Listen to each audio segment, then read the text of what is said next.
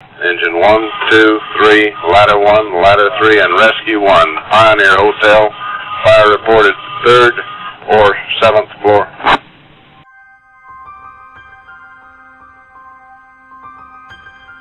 Every time I've walked in it from that point on, it's a different kind of feeling. Like the energy completely changes when you walk in there. Almost, yeah, like you're back in time, but it's not a dark energy. It's not a happy energy. It just almost seems like everything is standing still. Right. It's out of place. Out of place. And then as soon as you walk out, it's done. It's fine.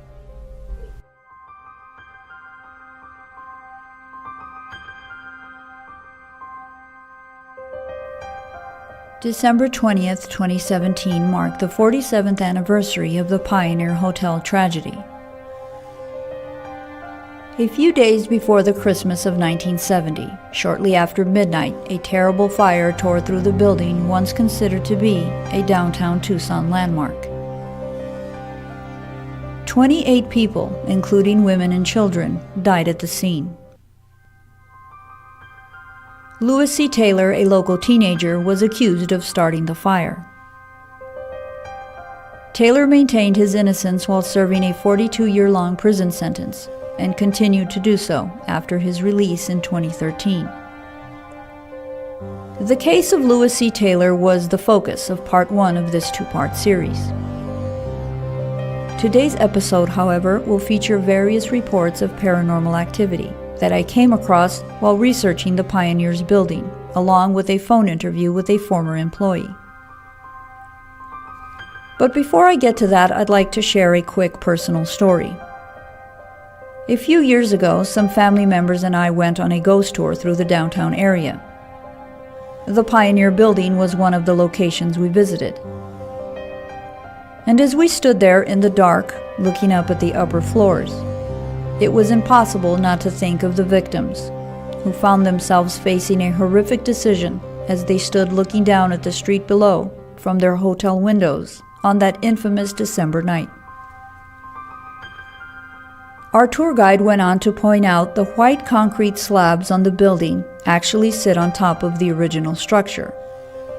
So somewhere beneath the Pioneer building that we know today stand the remnants of the old Pioneer Hotel. I remember thinking it's almost as if the building itself is wearing a mask, a facade of sorts to hide its incredibly dark history. Being a horror movie fan, this immediately reminded me of the Amityville house.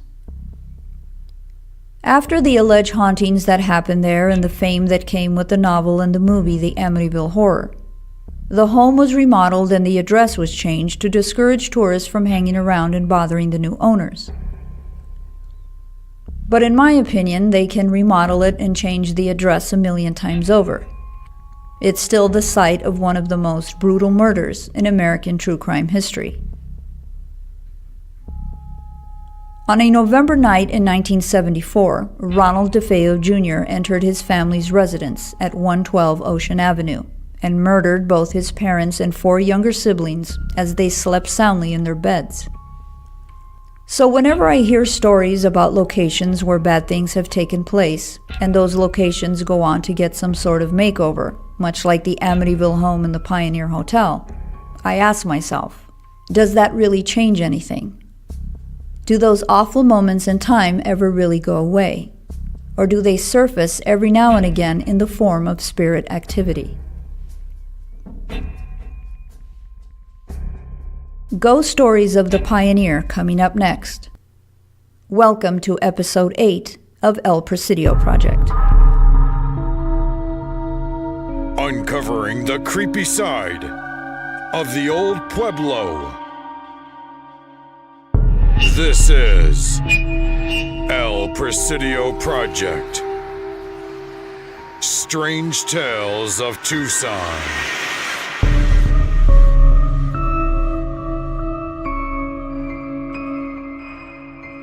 Hey, what's going on, everybody? Dini here with the very first episode of the new year. Originally, this was going to be the last episode of 2017, but the holidays took up most of my time and there were a few bumps in the road along the way. Then earlier this month, I came down with a wicked cold that turned into a nasty case of laryngitis. I completely lost my voice.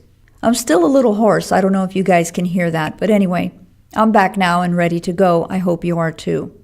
Here it is, the long overdue second half of Fire at the Pioneer, The Haunted.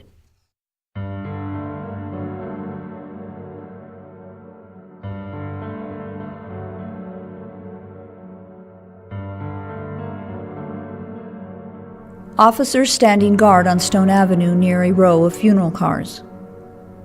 A single white bedsheet hanging from an open window. And perhaps the most chilling, an outline of a body on a charred hotel room floor. These are just some of the photos captured by the local media and the Tucson Police Department, which gave the community an inside look into the devastating aftermath of the Pioneer Hotel fire. Dealing with such a tremendous loss proved to be extremely difficult on local resources. It's been said the downtown mortuaries were so overwhelmed by the number of victims. At one point, the bodies of the deceased had to be temporarily stored inside an unaffected area of the hotel itself. This grisly detail has been noted as one of the many reasons why the Pioneer building is said to be haunted. Rumors of paranormal activity began soon after the hotel reopened for business.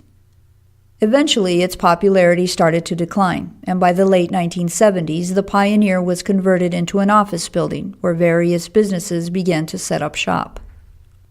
As the years went by, the old Pioneer Hotel became a thing of the past. Some might even say forgotten, but it was still there underneath the renovations, and it wasn't shy about letting people know it. I recently spoke to my cousin Lisa, who had this to say about her time working in the Pioneer building. So I could hear, as I was coming down that ramp to where the switches were for the lights, I opened the door, and you just kind of peek in, and you don't go down it, you just kind of turn it all off.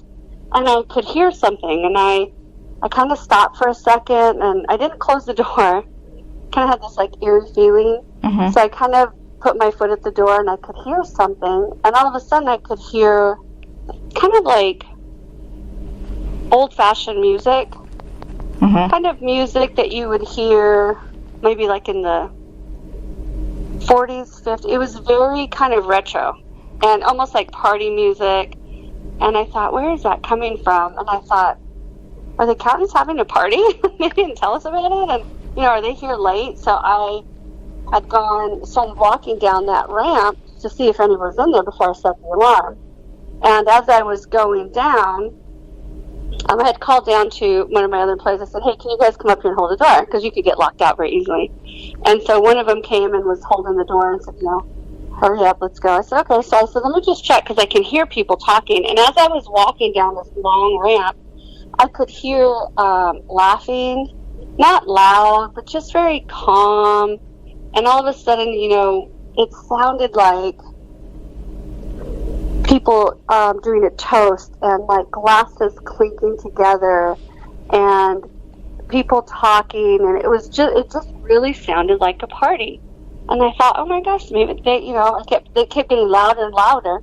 So as I approached the door, I could still hear it, and I could actually even almost smell like food.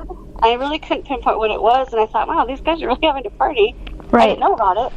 Opened the door, pitch black, nothing. And as I opened the door, it stopped. So all the sounds that you were hearing, the music, all the smells, everything stopped as soon as I opened that door. And I truly expected people to be in there. And like I said, I opened that door, and it just stopped, and it was pitch dark. Were the spirits of those who once enjoyed the Pioneer's vibrant social scene making their presence known? If so, it wouldn't be the first time someone came into contact with a guest from the past. The Arizona Daily Star once ran a story that featured a claim made by a former Tucson police officer who was there the night of the fire. Years later, he became a building engineer and spent a lot of time at the Pioneer. He stated to the press that various times he came across a man wearing a tuxedo roaming the halls of the basement. The well-dressed gentleman seemed to disappear into thin air. The same article also mentioned the building's elevator's strange tendency to stop on the second floor. Employees and visitors often reported finding themselves looking out from the open elevator doors into a completely empty floor.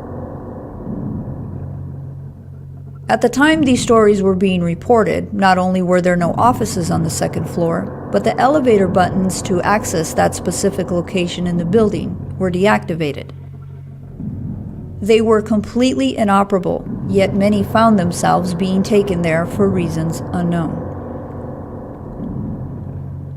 What makes this all the more eerie is the second floor just happened to be where the temporary morgue was set up the night of the fire. Coincidence or something else?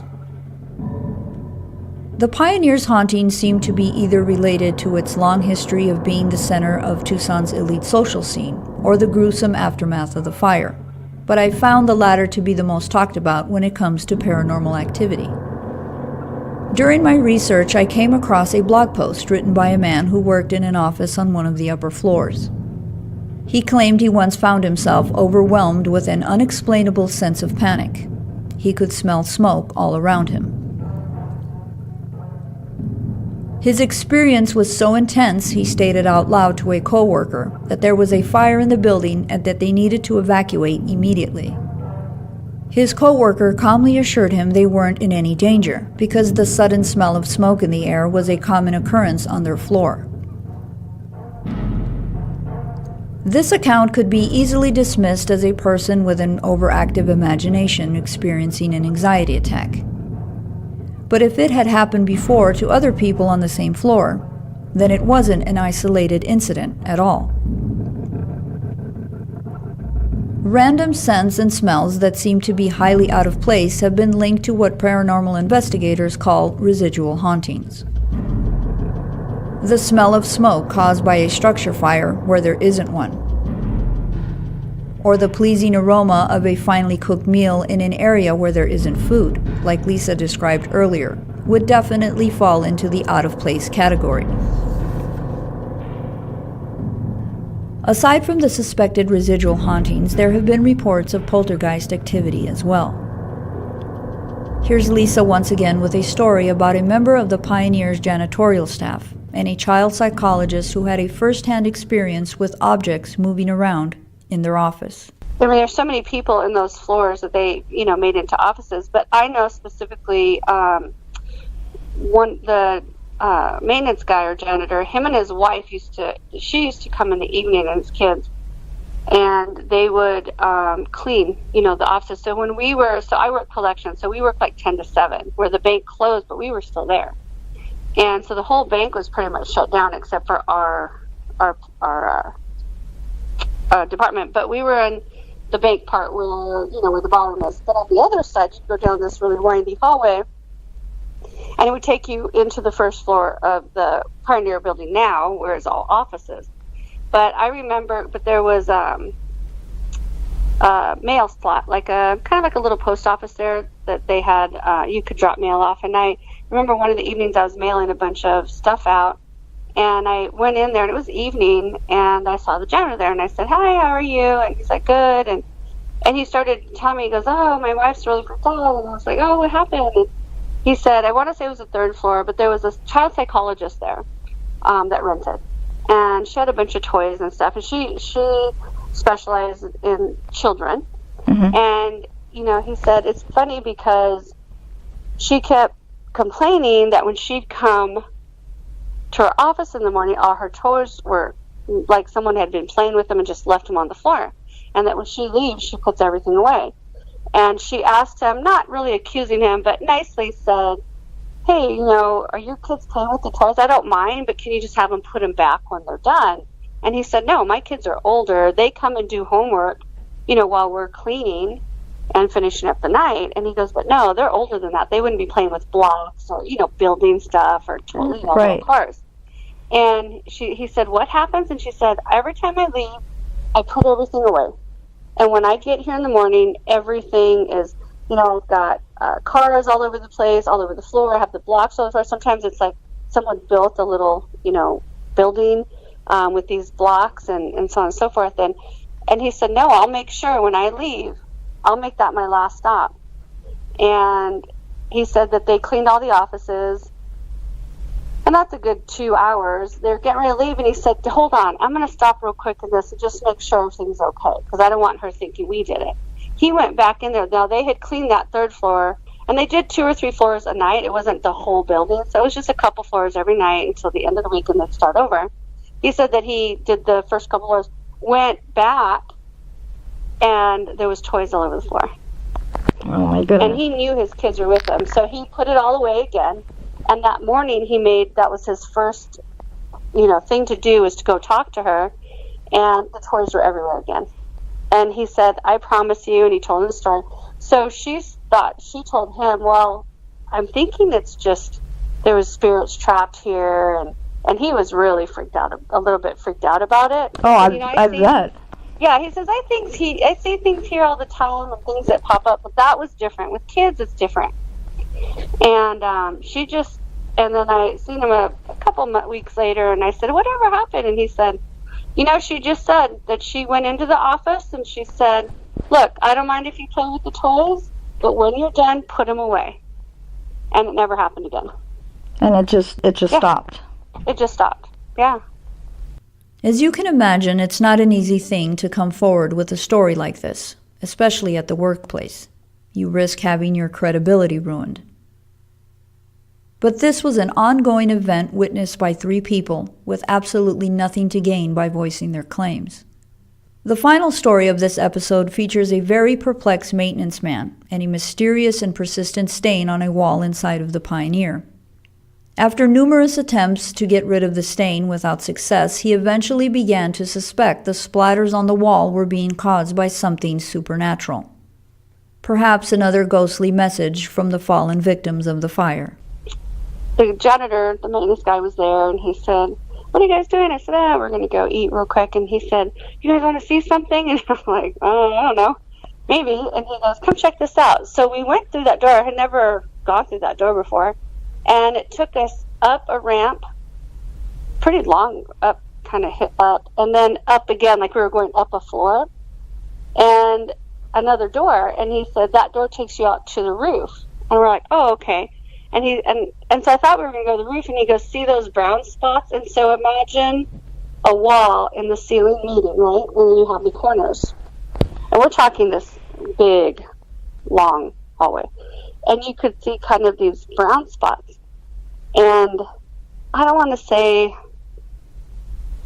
there was no pattern to them, and my first thing, he said, this is what I'm doing. I always have to paint this. And we're looking at it, and my first thought is there's a leak. It's an old building, it's a leak. Right, like a rust or something. Yeah, like a rust, kind of a brownish, kind of in the drywall, right? And it's not drywall. That's a weird thing. It's more of a cement, kind of like cement. And so this building has been there for a long time. And so one of the guys that I worked with, Joey, said, oh, you have to paint that? There's a leak or something? And he said, no. He goes, that's what's so creepy about this. It's the only part of my job I hate the most. I have to paint this every once in a while, but it always bleeds back through. And then Joey asked again, is it a bad leak? You can't find the leak? He said, no. He goes, it's so strange, but I think it's blood. He said, the people, and then he opened the door. He kind of walked up a little bit and opened the door to the roof. And we kind of looked out, and you look up, and you're on the top. And so you're looking up at the Pioneer where the rooms were. Mm-hmm. And you would look up, and he said, this is where the people, quite a few of the people were trying to jump. Maybe they were sinking into the pool because it was right on the other side. Oh, my God. Or so they were falling on the roof and, dying. And he said, it's the weirdest thing. We paint it, and then in a month or so, it all bleeds back out. And we're like, wait, so you think it's blood? And he's like, yeah. And then you kind of look at it in a different light, because you don't think that automatically. Right, of course not. Right. Yeah, you think, roof leak. It's kind of brown or whatever. And then you look at it again, and it's not like, how you have let's say you have a leak on your roof, and all of a sudden it's just not a perfect circle, but it's like a circular circle, like the water puddled out. Right. Kind of like throughout. This was more like water fell through the crack, and it was like, then it got real. Then it was like, okay, I can see that if you put a liquid through there, but this was a different kind of liquid. It wasn't like a brown stain. It was almost like it was dripping down, like a horror movie, like blood dripping down a wall. And you're kind of looking, and you're like, okay, that's creepy. And then everything all of us were like, oh, let's get the hell out of here. Yeah. Like, it was too. And I said, and I said to him before I left, you seriously paint that all the time? He goes, once or twice a month. And it just comes back. No matter what I use, no matter what I do, it comes back. Was the maintenance man account of the persistent stains on the wall really blood? I don't have the information to prove or disprove his theory, but I will say this. Imagine being so creeped out by your surroundings that something so extreme could seem plausible, not only to you, but to others sharing your workspace. I truly believe the Pioneer building is a very tightly sealed vessel, filled with strong emotions and energy. The sights, scents, and sounds of the past are there to stay, and they will continue to intrigue and frighten those of us who believe for years to come. If you have a ghost story to share about the Pioneer, please leave a comment on El Presidio Project's Facebook page, or you can email me at elpresidioproject@gmail.com. Thanks for listening all. I'll be back with another episode and the return of the Weekend Creep Show report soon. Until then, take care. Bye-bye.